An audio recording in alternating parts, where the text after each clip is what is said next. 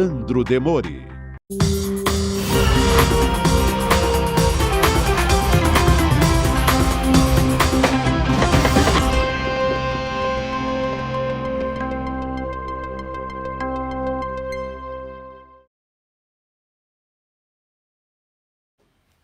Muito bem, pessoal, está começando o Desperta ECL, quinta-feira, 30 de novembro, 7h01 da manhã, começamos atrasado, Pedro Falcão, por que será? Ou será que meu relógio está errado?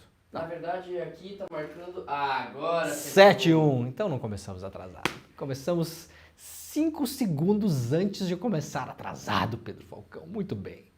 Muito bem-vinda, muito bem-vindos todos que já estão chegando por aí, estão chegando no nosso chat, este é o Desperta ECL, para quem não conhece este programa, está chegando pela primeira vez, muito obrigado pela audiência, nós estamos ao vivo todos os dias de segunda a sexta-feira às 7 horas da manhã, ao vivo, horário de Brasília até às 8, para trazer para vocês as principais notícias do Brasil e do mundo, isso é um grande jargão da imprensa brasileira, né? As principais notícias do Brasil e do mundo, mas claro que a gente não fica só lendo notícia, porque afinal de contas a gente não é um assistente virtual que você compra na Amazon, né? Se você quer só ler notícias, você vai lá na Amazon e compra seu assistente virtual, tá bom? Aqui a gente lê notícia e dá o texto e o contexto e ajuda todo mundo a ficar mais desperto. Este, aliás, é o mote do nome deste programa, né? O Desperta é para você, de fato, ficar desperto, para você ficar alerta, ficar ligado no que está acontecendo.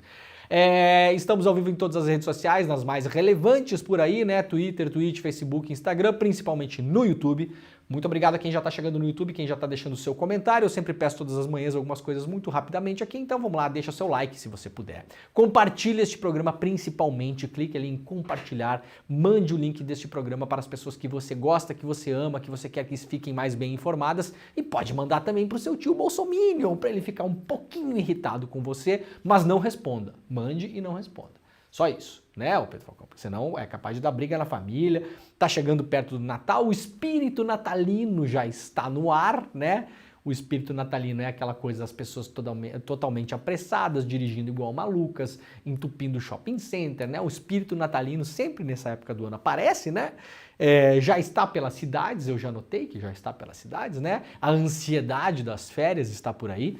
Então você pode contribuir com o espírito natalino do seu tio Bolsominion mandando o link deste programa para ele, né? Aliás, mandando o link de todos os programas do ICL, tá bom?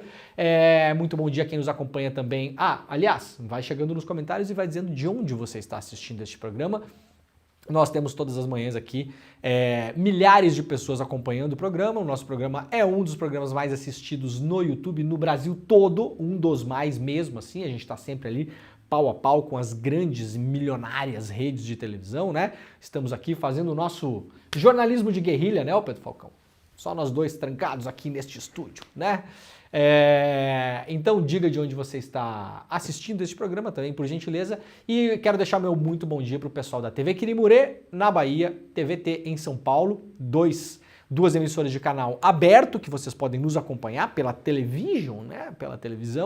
E também estamos ao vivo no bom e velho radinho, Rádio Brasil Atual. Muito bom dia quem nos acompanha pela Rádio Brasil Atual e muito bom dia para o povo de Heliópolis. Estamos ao vivo também na Rádio Heliópolis. Muito obrigado, nossos novos parceiros aqui, né? Estamos ampliando a rede, Pedro Falcão. Daqui a pouquinho a gente vai ter que fazer um programa só para falar todos os canais que estão passando o Desperta ECL, né?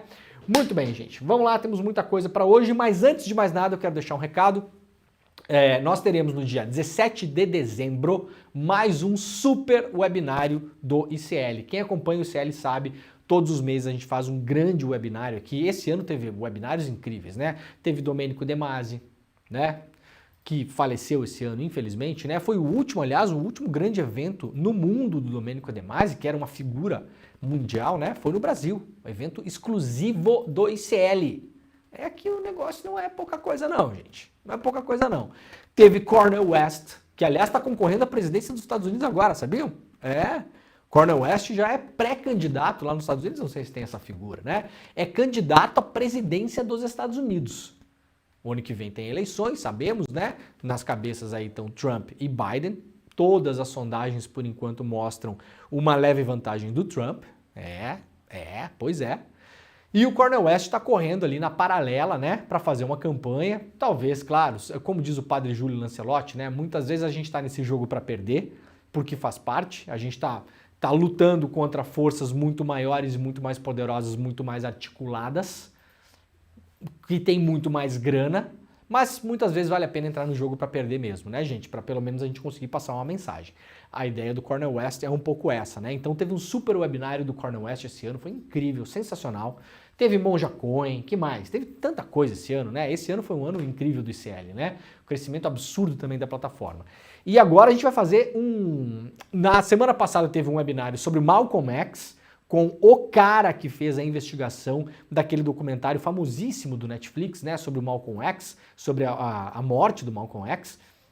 A gente fez um webinário com o jornalista historiador que investigou, que fez aquela investigação, que deu a base toda para aquela série, uma das séries mais assistidas na história do Netflix. Foi um webinário aqui do ICL, exclusivo, ao vivo, grátis, né? Exclusivo, ao vivo e grátis. E teve a participação ao vivo, claro, uma entrevista que foi feita lá durante o webinário na semana passada, foi espetacular, né? E agora, no dia 17 de dezembro, vai ter um outro webinário, possivelmente o último webinário do ano, depois todo mundo vai, né, fazer o webinário com o Papai Noel, né? Será que a gente faz um webinário com o Papai Noel, Pedro Falcão? Eu sou doente. Fabricação de brinquedos. O Pedro Falcão pode ser o duende, a gente faz um webinário de fabricação de brinquedos, né? Porque todas as crianças acham que o Papai Noel fabrica os brinquedos, que ele... não é bem assim. O meu filho ainda acredita. A gente está curtindo muito esse ano porque acho que é o último ano. Daqui no ano que vem acho que ele já não cai mais nessa lorota aí, né? Mas tá mandando cartinha, aquela coisa toda. Aliás, eu tenho que sair do programa hoje, tenho que escrever a cartinha do Papai Noel para ele, porque ontem ele deixou uma cartinha pro Papai Noel, eu tenho que ter uma resposta hoje, né? Aí ele deixa até chocolate pro Papai Noel, Pedro Falcão. Meu filho adora um chocolate aí, que eu não vou falar a marca, para não fazer propaganda, né? Aí eu falei ontem assim, ô filhão, vamos deixar um chocolatinho pro Papai Noel? Aí eu peguei o chocolate que ele gosta, né? Aí ele olhou assim e falou, esse aqui não. Não, esse ele não merece, não. Não é, o Papai Noel não é tão legal assim. Não, esse aqui não. Esse aqui não. Pega outro. Daí tinha umas pipoquinhas assim, ele falou, dá uma pipoquinha pra ele. Eu falei, pô, filhão, a pipoquinha é muito mequetrefe, né? Aí ele concordou e deu um outro lá, mas o que ele gosta é esse aqui não. Ai, muito bem. Então, ó, gente, 17 de dezembro, às 8 horas, de novo ao vivo, exclusivo, grátis, teremos um novo webinário do ICL para vocês, com o Eduardo Marinho. O Eduardo Marinho é um cara, o nome do webinário é A Indignação como Filosofia de Vida, tá? Tá indignado aí? Tá puto? Tá brabo com muita coisa? Então, vamos usar esse negócio como motor para a gente movimentar alguma coisa, né?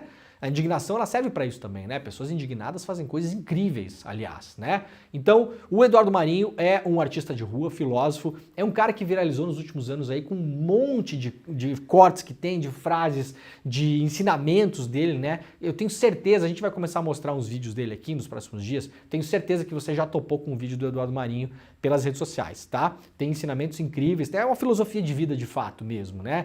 Que fala sobre capitalismo, luta anticapitalista, muito legal. Pra gente também dar um reset na nossa vida, né? A gente teve, aliás, um webinário esse ano com a Marilena Chauí sobre filosofia também, né? Como a gente consegue aplicar a filosofia, entendendo a filosofia, consegue aplicar a filosofia no nosso dia a dia. Então, ó, 17 de dezembro, um novo webinário, ao vivo, exclusivo, grátis, do ICL, um presentaço de final de ano para todo mundo que nos acompanha. Basta você fazer a sua inscrição, porque o link é enviado por e-mail, tá bom? Então não adianta dar uma despertinha e ficar procurando no YouTube no dia, porque não vai rolar, tá bom? Então, ó, icl.com.br/desperta, tá bom? Eu vou esperar um pouquinho para vocês colocarem aí no navegador, icl.com.br/desperta, você vai colocar seu nome, sobrenome, e-mail e that's it, é isso. Tá bom? Vai receber uma confirmação por e-mail e no dia do webinário, que vai ser 17 de dezembro, às 8 horas da noite, ao vivo, geralmente não tem repeteco esses webinários, tá? Gente, eu tô falando de aulas que são assistidas por mais de 100 mil pessoas quando o negócio termina. O negócio não é brincadeira não, é muita gente assistindo e isso tá mudando a vida das pessoas real mesmo, assim, eu vejo os comentários depois aqui, a gente lê os comentários, né? Pô, assisti a aula do Cornel West, assim, mudou a minha percepção sobre tal coisa. Assisti o webinário do Malcolm X, porra, eu não sabia disso, eu não sabia daquilo, mudou a minha visão sobre, sabe, um determinado elemento aqui da minha vida que eu não sabia muito bem como resolver, tava naquele dilema filosófico, pum, acertei, encaixei um bocadura ali. É esse tipo de coisa mesmo, né, gente? Às vezes a gente vê uma pessoa falando, a pessoa fala uma frase que desbloqueia, né? A gente tem um quebra-cabeça na nossa cabeça sobre um determinado assunto, mas falta uma pecinha. E essa pecinha às vezes não tá com a gente, tá com alguém. E aí você ouve alguém falando e você pega aquela pecinha da pessoa e fala, putz, era isso aqui que faltava. Agora eu entendi. Tem rolado muito isso nos webinários que a gente está fazendo, né? Então vamos lá, icl.com.br/desperta, cadastre-se porque você será um dos felizardos e felizardas a acompanhar essa super aula ao vivo, exclusivo e grátis aqui do ICL. Tá bom? Tá dado o recado, no final do programa eu falo um pouquinho mais sobre isso. Vamos lá então, que tem muita coisa pra gente falar no programa hoje. clnoticias.com.br, veja como o El Niño vai influenciar o clima no Brasil em dezembro. Aqui uma matéria publicada lá no site do ICL. Para quem não sabe, temos um site agora, clnoticias.com.br, nosso portal que acabou de estrear, né? Vai crescer, teremos novidades. O ICL é um lugar de novidades, né? Todo mês tem novidade. Teremos novidades em relação ao site, muito em breve. O site já está se consolidando com uma audiência muito legal já. Aliás, muito obrigado a todo mundo que já está acessando. Então, por gentileza, coloque nos seus favoritos também para acompanhar as notícias, como você faz lá com o UOL, com o G1, não sei o que, com a diferença que aqui a gente não é patrocinado por banco, por montadora, por financeira, não tem a propaganda para aumentar o seu negócio lá, né, para tomar a erva do não sei o que, não tem propaganda do vape, aquele para você fumar e ir para o hospital, né, não tem nada disso. Aqui não tem, não tem publicidade, zero publicidade, nada, ninguém, né? Então, para quem quiser saber mais ou menos como vai ser o mês de dezembro, principalmente para se preparar para as férias, dá uma olhada no clnoticias.com.br que tem uma previsão aqui, principalmente para quem vai viajar, né? Para quem vai viajar, fique de olho, assim. Litoral do Sul, por exemplo, é um clássico, né? Eu conheço muito bem. Rio Grande do Sul, Santa Catarina, principalmente, alaga pra caramba, né? É um clássico, assim. Para quem vai para Balneário Camboriú, esses lugares assim, fica de olho porque vira uma piscina, você não consegue se mexer para lugar nenhum, fica até perigoso, né? Então, atenção para se programar para as férias aí. Nunes Marques impede retirada de invasores de terra indígena com desmatamento recorde. Uma decisão do ministro do Supremo Tribunal Federal, Nunes Marques, suspendeu o processo de retirada de invasores da terra indígena Apitereuá, no Pará. Esse foi o território indígena mais desmatado durante o governo Bolsonaro. Nunes Marques, indicado por Bolsonaro, atendeu um pedido de 2 associações de produtores rurais da região onde fica a terra indígena. A alegação é de que o território não era ocupado originalmente pelos indígenas. A Articulação dos Povos Indígenas do Brasil, a APIB, e a Coordenação das Organizações Indígenas da Amazônia Brasileira, a COIAB, demonstraram preocupação e pediram para que a decisão publicada na noite de terça-feira seja revertida pelo Supremo. O coordenador jurídico da PIB, Maurício Terena, classificou a decisão de Nunes Marques como inadmissível e disse que a medida assegura aos invasores livre trânsito na área. A operação de expulsão dos invasores começou em outubro. No mês anterior, o Ministério da Justiça autorizou o envio da Força Nacional para a área. Reduto bolsonarista, a região tem invasores apoiados por políticos locais e estaduais e é marcada por conflitos violentos entre ocupantes não indígenas e forças de segurança. A terra indígena perdeu área equivalente à cidade de Fortaleza inteira, por causa da pecuária, do garimpo e da grilagem. Metade de todo o desmatamento aconteceu durante o governo Bolsonaro, quando, segundo o Instituto Brasileiro do Meio Ambiente, o IBAMA, né, as invasões se proliferaram sem restrição. Neste ano, o IBAMA começou a desativar os acampamentos clandestinos e conseguiu derrubar desmatamento em 94% no primeiro semestre. Os números são do Instituto Socioambiental. Inédita, a bancada negra da Câmara tem mais de 20 projetos prioritários. Pela primeira vez, a Câmara dos Deputados agora conta com uma bancada negra, oficializada no último dia 20 de novembro, o Dia da Consciência Negra. A bancada começa sua trajetória na promoção de pautas que visam políticas para a população negra brasileira. O novo grupo parlamentar, que conta com cerca de 130 deputados, tem mais de 20 projetos engatilhados como prioridade. Alguns deles são, por exemplo, tornar o Dia da Consciência Negra feriado nacional, já falaremos sobre isso, aliás, proibir prisões com uso apenas de reconhecimento facial, que ainda no Brasil acontece e é um absurdo, vem se potencializando com o uso da tecnologia, das câmeras, né? O tal do reconhecimento facial, que é falho e pune principalmente pessoas negras, porque o algoritmo não é neutro, vocês sabem, né? O algoritmo é uma fórmula matemática criada por seres humanos. Tudo que o ser humano bota a mão não é neutro, né? Então o algoritmo não é neutro e com todos os preconceitos e prejuízos que vem a criação humana, claro, ele prioriza alvos de cor negra, no caso dos algoritmos, né? Porque, vocês sabem, né? Para muita gente, inclusive para muita gente da polícia, etc e tal, preto é tudo igual, né, gente? Então tem um negro lá que fez uma coisa, o outro lá, tudo igual. Ah, esse aí, não, mas se não é, é parecido. Esse é parecido, né? Os algoritmos vão na mesma direção. Então é muito importante, é um assunto que não se fala no Brasil, parece uma coisa meio colateral e tem muito apoio da imprensa, aqui ó, apoio da imprensa com grana de patrocínio. Vocês não é por acaso que vocês veem já há anos da imprensa, quem vai lembrar aqui que eu vou falar, vocês vão lembrar. Cidades inteligentes. Hã? Sacou a jogada que tem por trás disso aí? Várias matérias de cidades inteligentes, né? Cidades inteligentes quer dizer cidades monitoradas, basicamente, né? Automatizadas, mas sobretudo monitoradas. E já há diversos estudos em vários lugares do mundo, já bastante consolidados, que mostram que essas identificações faciais das tais cidades inteligentes acabam punindo a população negra no geral, né? E aliás, há outros estudos já muito antigos. Eu lembro que em 2014, 15, eu acho, eu participei de uma conferência em Buenos Aires, onde já tinha estudos na Argentina mostrando que, olha só que curioso, você tem uma cidade, aí tem muito crime acontecendo nessa região aqui. Aí você vai lá e instala um monte de câmera, né? Câmera da polícia, não sei o quê, bota um monte de câmera. Sabe o que acontece com o crime? Ele migra dessa região para outra. Assim, você não diminui a criminalidade da cidade, você só empurra para outro lugar, né? Então é importante a bancada, né, começar a encarar esse tipo de assunto mesmo, né? E também assegurar postos de trabalho para a população negra, né? Finalmente uma bancada que não é da bala, do boi, da Bíblia, né? BBBBBX, né? Muito bom. Ainda lá no iclnoticias.com.br, STF decide que veículo de imprensa pode ser punido por acusação de falsa de entrevistado. O plenário do STF decidiu hoje uma ação em que estabelece critérios que permitem responsabilizar veículos de imprensa pelas declarações de entrevistados, caso o entrevistado acuse alguém falsamente pela prática de crime. A punição se justificará somente em casos de indícios concretos de falsidade, por parte do que o entrevistado diz, né? Da imputação, ou se o veículo deixou de observar o dever de cuidado na verificação dos fatos e na divulgação de tais indícios. O caso que motivou a tese foi uma matéria do Diário de Pernambuco, de 1995. É rápida a justiça no Brasil, né?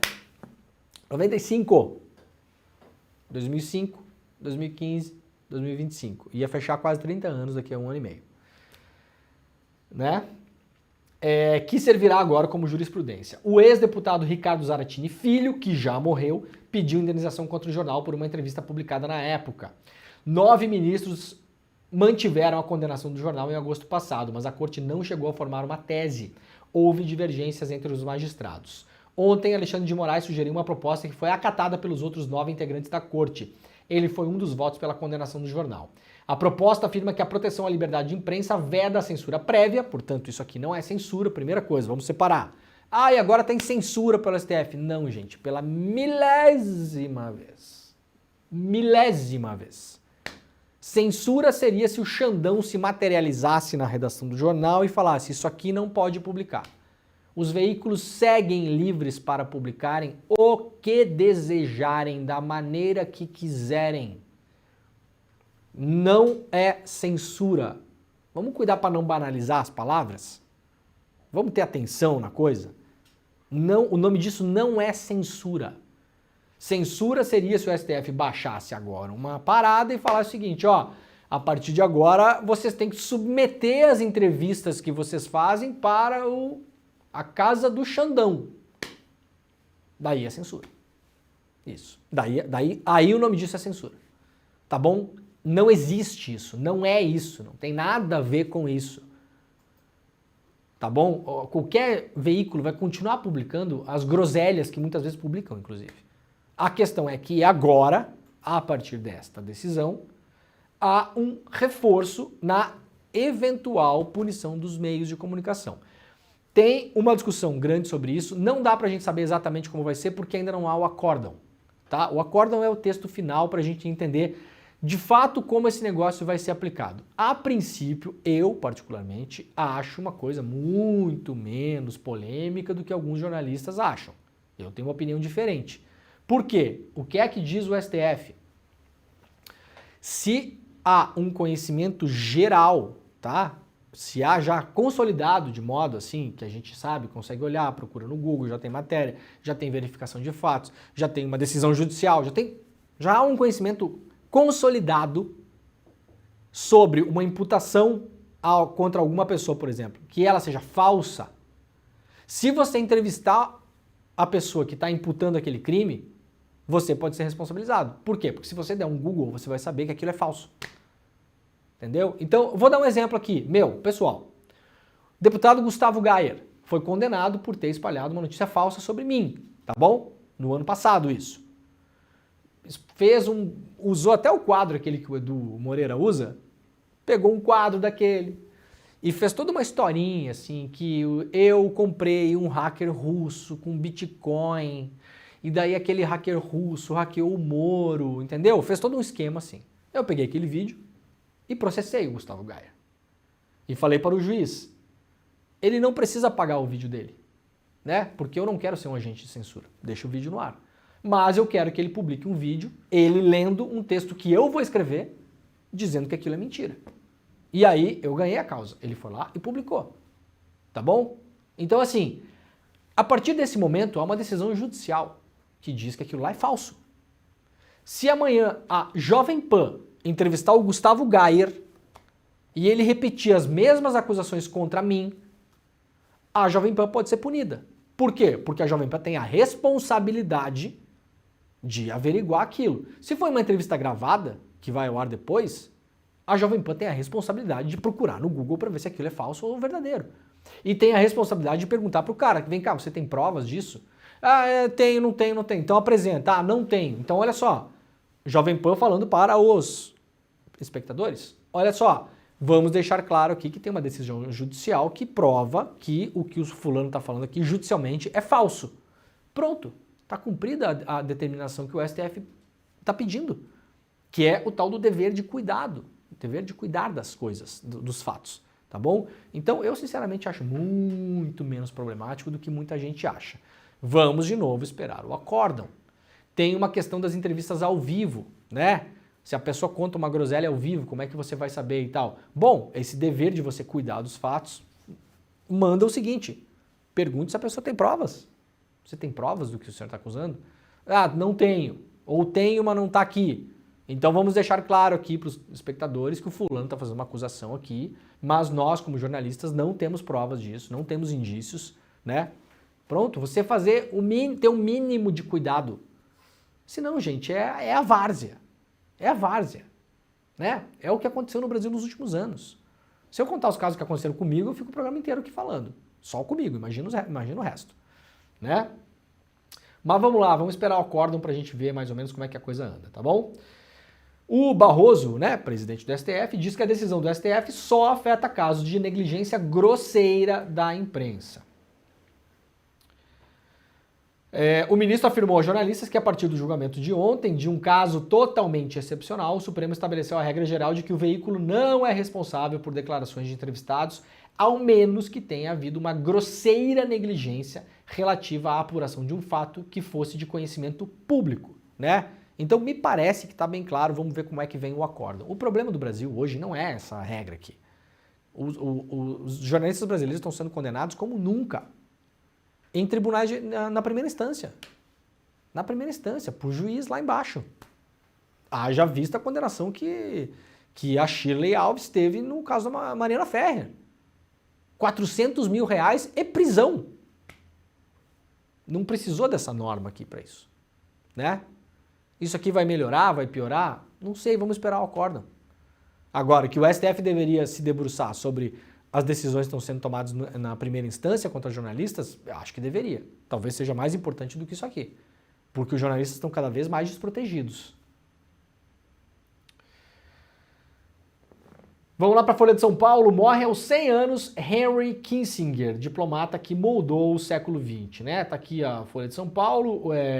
Secretário de Estado americano e voz influente por décadas, foi artífice de golpe no Chile e responsável pela aproximação entre Estados Unidos e China, né? É considerado talvez o diplomata mais influente do mundo. Morreu ontem aos 100 anos, né? Foi partícipe dos principais fatos de política externa dos Estados Unidos no século XX, né? Porque viveu 100 anos, afinal de contas, né? E morreu ontem à noite. Claro, isso aqui é o grande destaque da imprensa internacional, principalmente a imprensa dos Estados Unidos, né? A gente está vendo aqui a capa do New York Times, manchete, submanchete, a outra embaixo também, foto, né? Tá aqui um grande bloco. Isso aqui, para quem não sabe como é que funciona a imprensa, né? Esses obituários, que é o texto que a gente publica quando a pessoa morreu, isso aqui já está pronto faz uns 20 anos, né? O velho morreu com 100, né, o Pedro Falcão? Quando fez 80, alguém já escreveu o obituário dele, né? Já tinha um preset, né? Já tinha um botão no teclado que estava só escrito Kissinger, né? Quando morresse, os caras apertavam, daí fazia a capa inteira do jornal, né? Tá aí, ó. Né? Jornais do mundo todo destacando lá, a capa do jornal The Guardian também, né? Destaque principal hoje. E capa do La República também, né? Quer dizer, tava aqui, já atualizou, já não tá mais. Do La República, tá aqui embaixo, ó. Mas estava no primeiro bloco antes, né? Obviamente, né? Bom, quem lê inglês e quiser ler um bom perfil, um bom obituário, eu sugiro que leia o obituário da Rolling Stone. É o obituário que está circulando pelas redes sociais, que dá conta de modo mais honesto sobre quem foi Henry Kissinger, né? Kissinger, criminoso de guerra, amado pela classe dirigente dos Estados Unidos, finalmente morre. Esse é o título do artigo lá da Rolling Stone, né? O Kissinger, aliás, ganhou o Prêmio Nobel da Paz. Vocês sabiam disso? Por ter negociado o fim da Guerra do Vietnã. É sensacional, né? Os Estados Unidos fizeram uma guerra no Vietnã, se atolaram, estavam tomando um pau desgraçado, tinham que sair de lá de algum modo, conseguiram sair de lá por uma série de manobras, o Kissinger estava envolvido nessas negociações, e aí deram para ele o Prêmio Nobel da Paz. É um negócio inacreditável, né? O Gandhi não ganhou o Prêmio Nobel da Paz. Gandhi nunca sabia? O Mahatma Gandhi nunca ganhou o Prêmio Nobel da Paz. O Kissinger ganhou. Na época, um outro ativista vietnamita ganhou junto com o Kissinger o Prêmio Nobel da Paz e o cara não foi receber. É o único caso da história que alguém não recebeu o Prêmio Nobel da Paz. O cara falou, não, eu não vou receber o Prêmio Nobel da Paz com esse cretino aqui. Os caras vêm no meu país, arrebentam o meu país, né? Aí depois eles dão um jeito de sair, fazem uma manobra política para sair daqui, para parecer que não perderam a guerra, porque perderam. Aliás, os Estados Unidos não ganhou nenhuma guerra, né? Nenhuma. Segunda Guerra Mundial não foi só os Estados Unidos, né? Então, guerra que os Estados Unidos se meteu no século XX, acho que não ganhou nenhuma. E aí o ativista vietnamita falou, não, eu não vou pegar prêmio nenhum com esse cretino aqui. Não quero, obrigado, né? Eu acho que teve 2 casos na história que o Nobel não foi recebido, né? Se eu não me engano, o Jean-Paul Sartre também não recebeu, não quis receber. Então quem lê inglês, ou também se jogar no Google, dá para traduzir a página inteira, né? Tá aí o obituário do Kissinger. Vamos lá para o DCM. Israel e Hamas, acordo de última hora, estende trégua por mais um dia. Enquanto eu leio aqui, vocês estão vendo um vídeo aí ao lado, né? Uma entrega dos reféns que estavam em posse do Hamas, né? Isso aqui foi publicado pelas redes sociais do Hamas ontem, se eu não me engano, né? Então, enquanto vocês olham o vídeo, eu vou ler a notícia aqui, tá bom? Em um desdobramento de última hora, Israel e Hamas concordaram em estender a pausa temporária do conflito por mais um dia até quinta-feira, portanto hoje, né? O acordo foi alcançado minutos antes do fim do último prazo acordado para o cessar-fogo. Essa é a segunda vez que o acordo é renovado. Inicialmente prevista para terminar na segunda-feira, a pausa foi prorrogada por mais 2 dias após as negociações. Agora a trégua atinge seu 7º dia, possibilitando a troca de reféns pelo Hamas por prisioneiros palestinos de Israel e a entrada de ajuda humanitária em Gaza. Nós fizemos aqui ontem, mostramos o perfil das pessoas que foram soltas por Israel, né, que estavam presas por Israel. A imensa maioria delas é menor de idade e a maioria delas também, mais de 60%, quase 70%, estavam presos sem acusação formal. Então, o nome disso é refém também, né? Vocês chamem como vocês quiserem, eu vou chamar de refém. Um Estado, uma potência militar, invade o território que não é seu. É assim que funciona, tá, gente? Uma potência militar invade um território que não é dela, vai, por exemplo, lá na Cisjordânia, onde não tem Hamas na Cisjordânia. Vai lá, prende uma pessoa de 14 anos, 15 anos, 16 anos, é um perfil bem conhecido de pessoas presas, por exemplo, atirar pedras, é considerado um crime por Israel, faz uma abdução dessa pessoa, leva essa pessoa para Israel, enfia numa cadeia e deixa a pessoa presa por um ano e meio sem acusação formal. O nome disso é sequestro, cometido por um Estado soberano, né?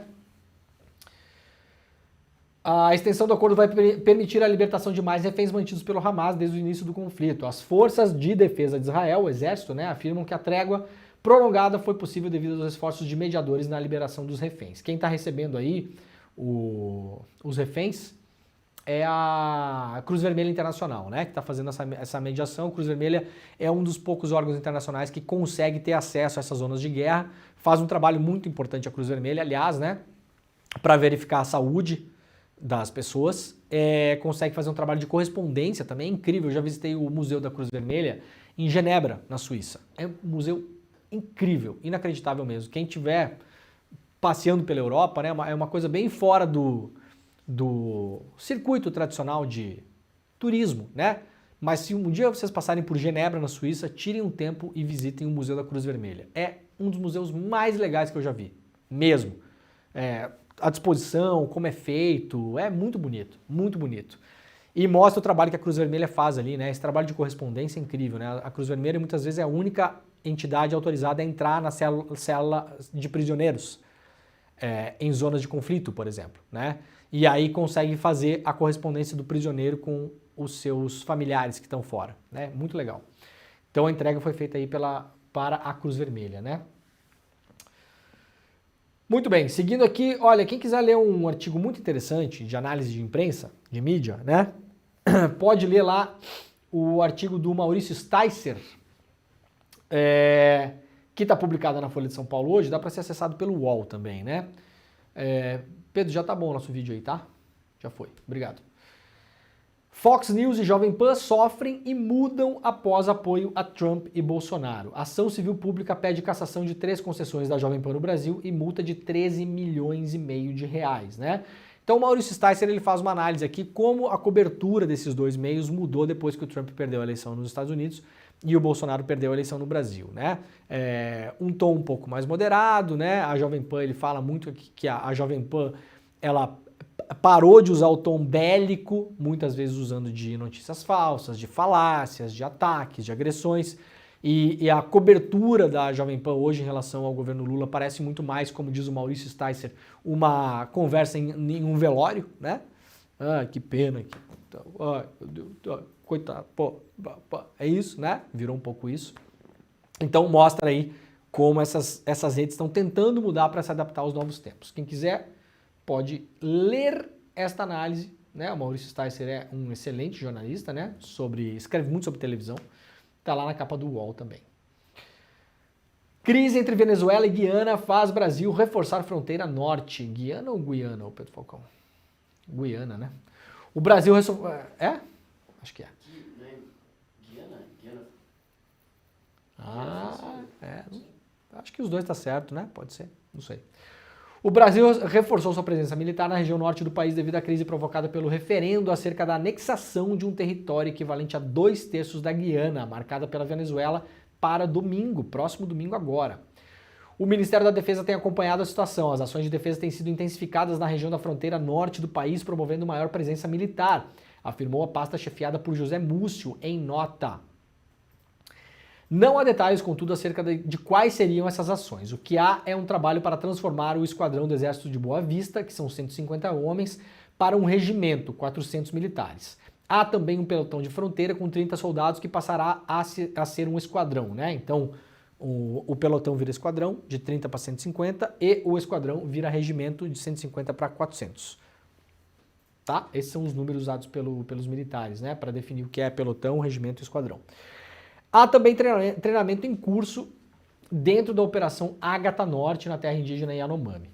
Segundo a Folha Ouviu de militares da região, não há nenhum alerta de grande mobilização decretado, o que leva a crer que o governo Lula busca dar um aviso aos dois governos. Mais cedo, Múcio havia prometido reforço, né? O que está acontecendo lá agora? Só tomar meu cafezinho aqui. Tô falando demais, hoje tô com medo de ficar sem ar, Pedro Falcão. Se eu cair desmaiado sem ar aqui, tu assume o programa, tá? Não, e tem que parecer, tipo, deitadinho ali no chão com, tipo, Davi pisando em Golias. Ah, vai ser assim, é? É, vai ser assim. Tá bom. Se eu puder dormir meia hora, eu tô com sono tão acumulado que aliás, eu vou fingir desmaio. Fingir desmaio, Pedro Falcão. Eu deito aqui, na verdade eu estarei dormindo, né? E o senhor pode continuar o programa. Vai ser apresentado pelo duende do Papai Noel. Mas hoje eu tô bem. Não, hoje eu cheguei aqui, o Pedro Falcão tava com uma roupa social que eu fiquei até com medo, né? Pensei, ué. Quando a pessoa veste roupa desse tipo de manhã cedo, Pedro Falcão, sabe o que a pessoa vai fazer? Vai no fórum para responder processo. Não é isso que tu tá indo fazer hoje, né? Não. Não, só acordei e botei essa roupa. Acordou animado. É. Tá bom.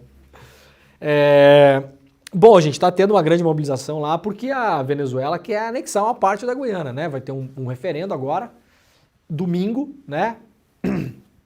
É uma região que está em disputa já há muito tempo lá.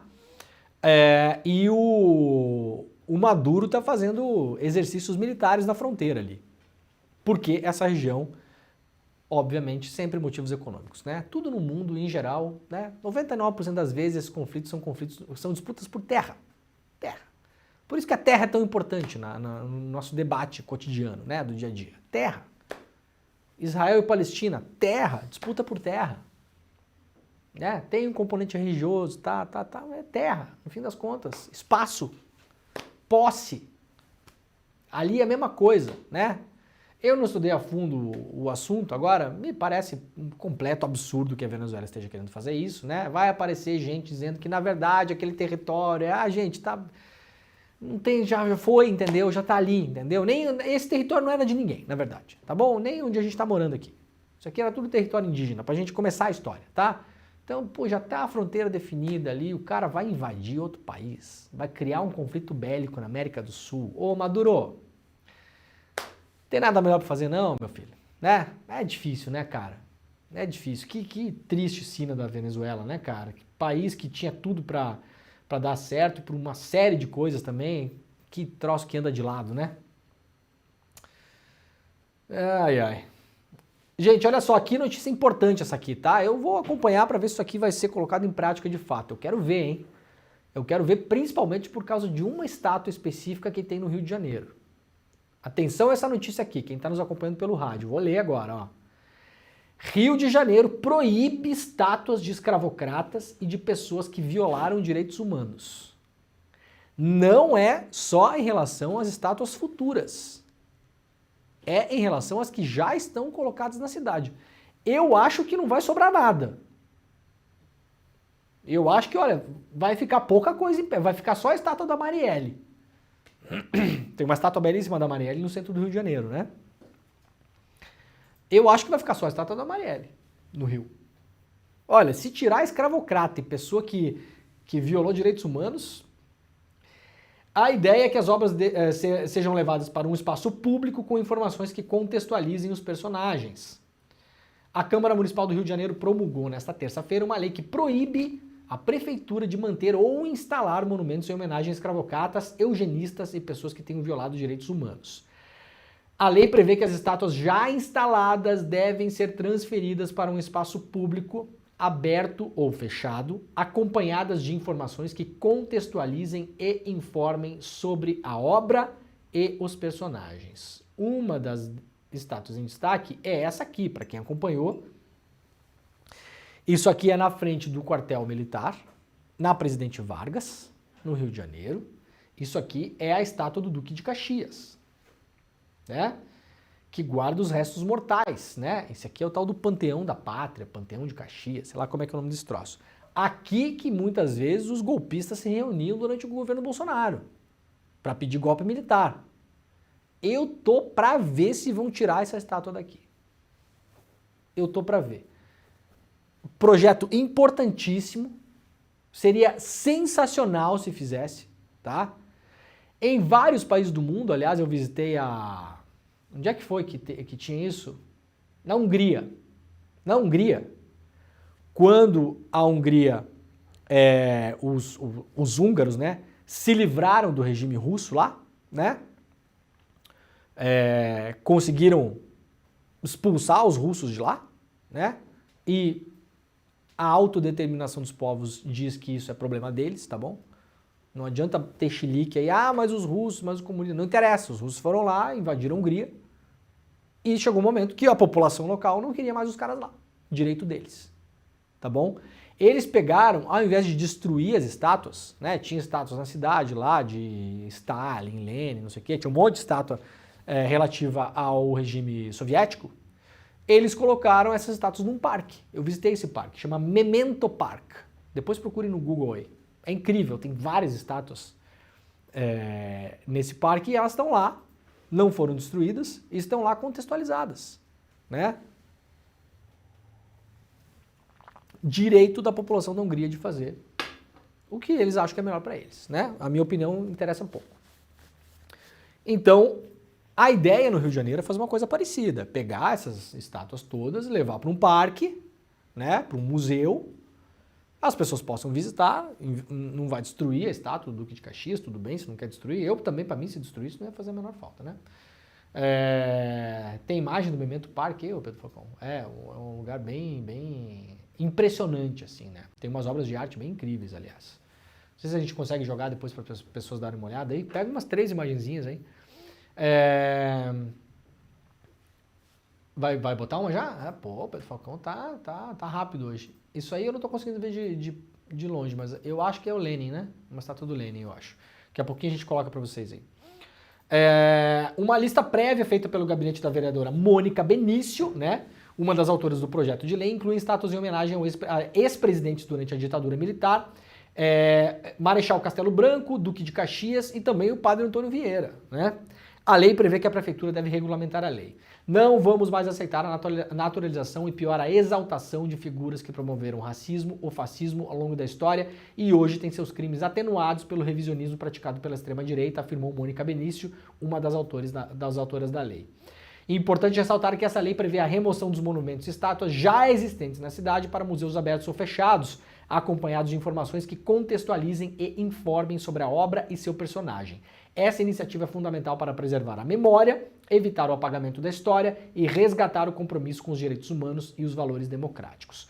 O projeto de lei foi aprovado em outubro. O prefeito Eduardo Paes não sancionou e nem vetou o texto. O presidente da casa, então, Carlos Caiado, promulgou a lei após expirar o prazo de 15 dias para a manifestação do Paes, né? Então, agora vamos ver como é que as coisas vão andar. Eu sei não, hein?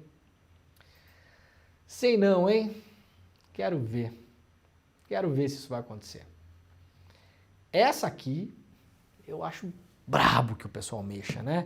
Imagine a quantidade de patriota que vai ter em cima desse negócio aqui para tirar essa estátua. Imagina o Múcio.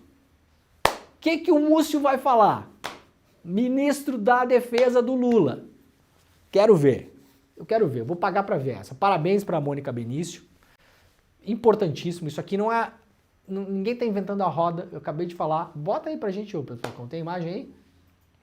Aí, ó. Isso aí é o Memento Park em Budapeste, na Hungria. Né? Se eu não me engano, eu não tô conseguindo ver aqui, Pedro, mas isso aí é o Lenin, né? Você consegue enxergar direito aí? Eu acho que é o Lenin, né? Muito bem. Então tinha várias estátuas, né, relativas ao regime da União Soviética, na época, né? Nesses países que foram ocupados. E aí a população da Hungria chegou num ponto e falou, não queremos mais, muito obrigado, saiam daqui, né? Fez uma revolução, aliás, né? E ao invés de destruir as estátuas, colocaram em um parque. E aí hoje você pode ir lá visitar esse parque, né? Para aprender a história, né? E tomar a sua própria consciência. Você é contra, a favor e tal, enfim, problema seu, problema meu, não interessa. Eu não sou húngaro, não morei na Hungria, não sei, não é problema meu. A autodeterminação dos povos é a gente deixar que as pessoas decidam sobre o seu próprio futuro, né? E os húngaros decidiram que essas estátuas não cabiam mais nas cidades da Hungria, né? Tem esses monumentos incríveis, assim, né? Olha só, essas duas mãos e tal. Tem muita coisa, é muito bonito mesmo. Aí, ó. É o Lenin? É o Lenin, ó. Isso aí, ó. Essa estátua estavam todos pela cidade, né? Por Budapeste. E aí foram recolhidos para esse parque. É um parque muito legal. Sugiro que vocês visitem para quem for a Hungria, né? Aliás, a Hungria é uma cidade muito bacana também. Muito bem. Vamos embora então. Notícia lá da Folha de São Paulo. Projeto de emenda à Constituição que proíbe candidatura de militares da ativa avança no Senado. A Comissão de Constituição e Justiça do Senado aprovou nesta quarta-feira, portanto ontem, a proposta de emenda à Constituição que impede a candidatura de militares das Forças Armadas da ativa. A proposta ainda deve ser analisada pelo plenário do Senado e, se aprovada, vai para a Câmara. A votação ocorreu em cerca de 40 segundos após a sabatina de 10 autoridades indicadas pelo Conselho Nacional do Ministério Público e pelo Conselho Nacional de Justiça. Patrocinada pelo governo Lula, a PEC foi apresentada em setembro pelo líder do governo no Senado, Jacques Wagner, para garantir a neutralidade da política das Forças Armadas. O texto contou com um parecer favorável do senador Cajuru, um dos vice-líderes do governo. Em seu relatório, Cajuru afirma que militares da ativa das Forças Armadas não devem estar vinculados a atividades político-partidárias, razão pela qual o constituinte originário restringiu a participação deles enquanto em serviço ativo no processo político-eleitoral. Os militares federais que desejarem se candidatar, caso tenham mais de 35 anos de serviço, não sofrerão limitação significativa, já que, mesmo transferidos para a reserva, manterão seus rendimentos normalmente, sem que isso afete seu estilo de vida. Já para que os ainda não têm 35 anos de caserna, né, embora a decisão de se candidatar acarrete a transferência para a reserva não remunerada, caso eleitos, terão outra fonte de remuneração durante o mandato e, caso não sejam, não perderão a patente se forem oficiais. Ou seja, na verdade, isso aqui já devia ser assim, né? Já devia ser assim. Mas agora tem uma proposta de emenda à Constituição para falar de novo que devia ser assim. Porque o Brasil é assim, né? Assim, o negócio é assim. Aí quando vê, os caras vão lá e fazem assado. Aí você vai lá e fala, gente, vamos aqui baixar uma outra emenda na Constituição aqui, porque assim, lembram que a gente combinou que era para ser assim? Pois é. É que vocês estão fazendo assado. E é para fazer assim. Para que fazer assado se é para fazer assim, Pedro Falcão? Se é assim, é assim. Se é assado, né? Proposta importante, aquelas coisas que eu sempre falo aqui, né, cara? Tem várias vantagens de você ter um governo de esquerda, né? Mesmo a geringonça que a gente tem hoje no Brasil, né? O nosso governo brasileiro é a geringonça. É a clássica geringonça, né? Tem o Alckmin pendurado no Múcio, pendurado no Juscelino Filho, né? No Fufuca, a geringonça, né? De fato. O geringonça é assim, que pode apresentar problemas muito em breve, inclusive. A depender de como as coisas vão caminhar. Deixem a economia dar uma baqueadinha para baixo, vocês vão ver se metade né, das pessoas da geringonça não pula do navio. Espera para ver. Espera. Está registrado isso aqui, a gente vai falar sobre isso se acontecer. Tomara que não aconteça, né? Agora, importante, isso só aconteceria num governo de esquerda, né? O governo Bolsonaro ia fazer isso? Não. O governo Tarcísio ia fazer isso? Não. Pelo contrário, era capaz de um governo Tarcísio falar que o cara que não tem 35 anos de caserna, ele pode concorrer na ativa e segue com o salário dele e depois pode até acumular os dois salários, se quiser. Ia fazer o contrário. Então, importante isso aqui, né? Importante. Um pequeno avanço, não é a grande coisa, né? A gente está vivendo de migalhas nos últimos tempos, essa é a verdade, né? Então vamos comemorar a migalha, parabéns pra gente. Mais uma migalhinha democrática pra gente colocar no nosso bolso. Muito bem. Câmara aprova projeto que torna Dia da Consciência Negra feriado nacional. O texto agora vai à sanção, finalmente, né? Foi o último ano. Aliás, esse ano eu acordei, Pedro Falcão, 5 horas da manhã, no dia 20. Preparei o programa. Quando eu fui entrar no ar, eu falei, ué, cadê as pessoas? Me abandonaram? Parecia aquele dia da música do Raul Seixas, o dia que a Terra parou, sabe? O padeiro não saiu para fazer pão, né? O Pedro Falcão não saiu para fazer programa. Tava só eu lá. Eu me senti o Raul Seixas caminhando na música O Dia que a Terra Parou. É porque era feriado em São Paulo, cara. Mas eu tava em Brasília não é feriado, né? Confusão. Então agora vai ser feriado no Brasil todo, afinal de contas, né? Nossa, o CL é muito grande. Depois disso, teve feriado. Viu? É isso. Claro que é isso. Claro que é isso, Pedro. Claro, pô. Eu reclamei que eu acordei, aí os deputados pensaram, pô, a gente não vai fazer o demônio acordar todo feriado achando que vai ter que trabalhar. Então vamos arrumar um feriado nacional aqui. Claro, óbvio que foi por causa disso. Lógico. Por 286 votos a favor e 121 contrários, eu sugiro que quem votou contra trabalhe no dia 20, né? Atenção, deputado, que votou contra. Dia 20 de novembro do ano que vem, o senhor vai trabalhar, tá bom? A Câmara dos Deputados aprovou na quarta-feira o projeto de lei que declara 20 de novembro feriado nacional, que é o dia de Zumbi dos Palmares, né? O dia da consciência negra. Como já foi aprovado pelo Senado em 2021, o texto segue agora para a sanção presidencial. Muito possivelmente o Lula, claro, vai sancionar e a partir do ano que vem todo mundo estará de férias. Feriadinho, né? No dia da consciência negra, né? Pra gente lembrar também, né? Talvez, assim, ó, tem algum feriado no Brasil, fora esse, que seja um feriado que comemore uma coisa importante, né? Proclamação da República é golpe militar. 7 de setembro, uma farsa. Que mais que tem, cara? Tem pouca coisa, né? Aí tem finados, claro. Que mais, ô Pedro Falcão? Natal. Tá valendo? Ano Novo. Feriado nacional, que mais? Tem mais um, acho. 7 de setembro e 15 de novembro. E é isso, eu acho, né? Ah, não, tem a Páscoa. Mas daí é geral, né? Então, tem 2 feriados religiosos. Páscoa e Natal. Tem o feriado do Ano Novo, que é Ano Novo, que todo mundo quer ficar sem fazer nada. Tem 2 feriados que é feriados militares, 7 de setembro e 15 de novembro. E é isso, né? Acho que o pessoal do chat pode estar lembrando de mais alguma coisa aí. O dia dos finados não é boa coisa com católica também? Não sei. Finados também eu acho que é um feriado, não sei se é religioso, né? Acho que é ecumênico, né? Sei lá, finados é ecumênico, acho. Né? É laico, talvez, não sei. Então, pelo menos a gente tem um feriado que presta agora no Brasil, né? É um motivo para comemorar um feriado. Para além do fato de não trabalhar, né? Que trabalhar também não é tão bom assim, né?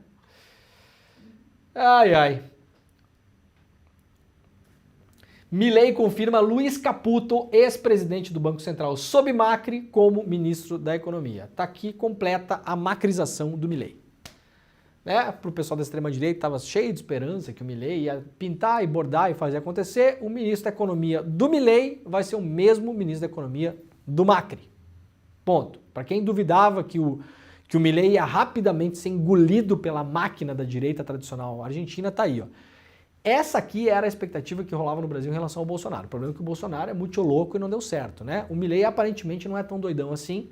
E já falei aqui, o Milei não tem maioria no Congresso, o Bolsonaro tinha, né? Tem uma série, o Milei não tem a maioria dos governadores, na Argentina é super importante, porque as províncias na Argentina funcionam muito mais como, por exemplo, os estados nos Estados Unidos do que no Brasil, tem muito mais poder, né? Concentra muito mais poder político, tem muito mais militância, tem mais independência.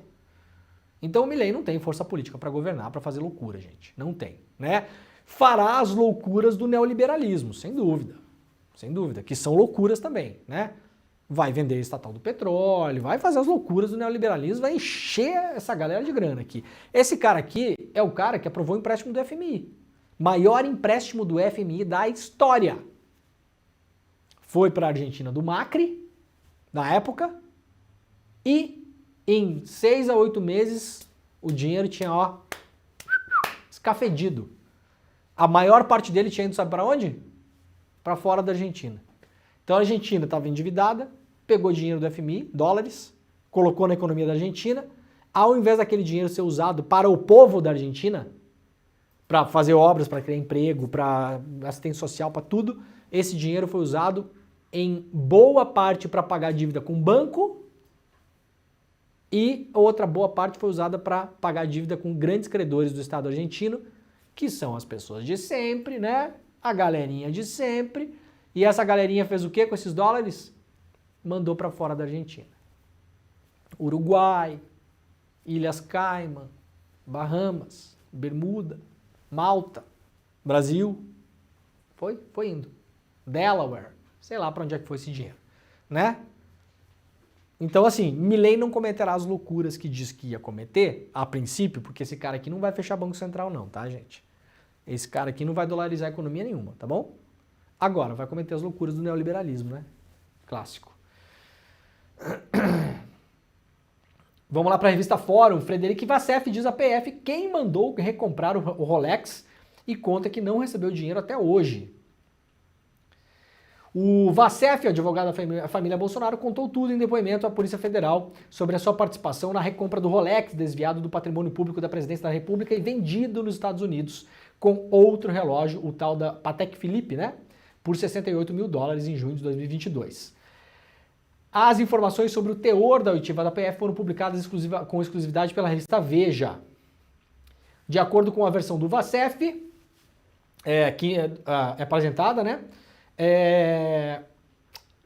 Ele já estava de férias marcadas para os Estados Unidos, quando então passou a receber ligações insistentes do ex-chefe da SECOM e também advogado do Bolsonaro, Fábio Weingarten, figura do círculo íntimo do Bolsonaro, implorando para que ele fosse à loja Precision Watches, na cidade de Willow Grove, na Pensilvânia, recomprar os relógios. Então agora, né, o Vassef está jogando a responsa no colo do Fábio Weingarten, né?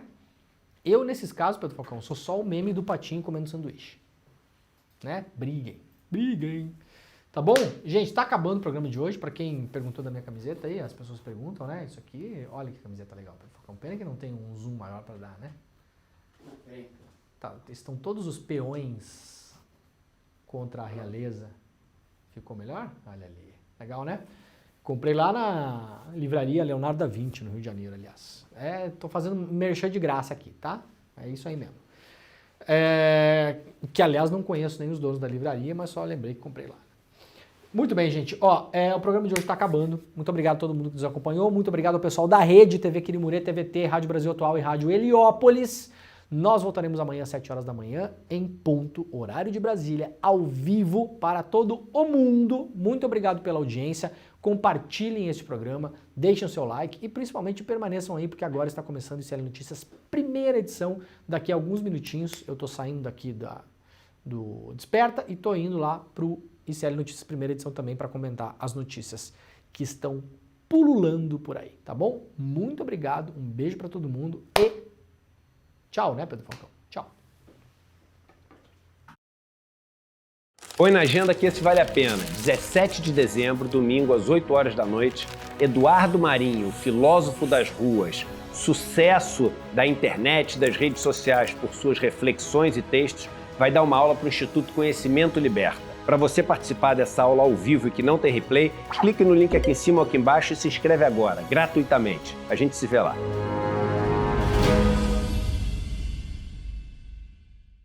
Olá, sou Caio Galvão, escritor, palestrante e mentor financeiro especialista em ajudar as pessoas a saírem das dívidas. E eu preparei um treinamento chamado 8 chaves para libertar você de uma vez das dívidas. Dentro desse 8 chaves, a gente tem um módulo secreto especial para a galera que tem aí o famoso consignado. E isso está 100% disponível e 100% online. Aqui no Instituto Conhecimento Liberta, com mais de 200 treinamentos disponíveis para você. É só você se inscrever e eu vejo você lá. Olá, pessoal. Meu nome é Dênia, eu sou a professora do curso de Hatha Yoga.